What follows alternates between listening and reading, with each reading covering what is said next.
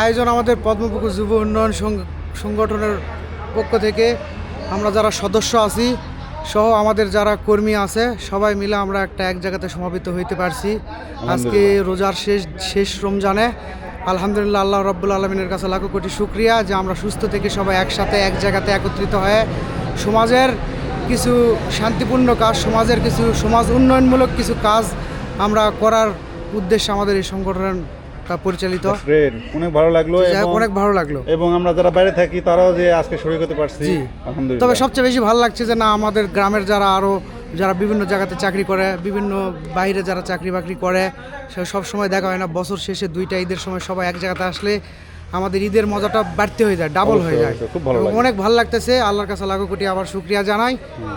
আলহামদুলিল্লাহ। আলহামদুলিল্লাহ।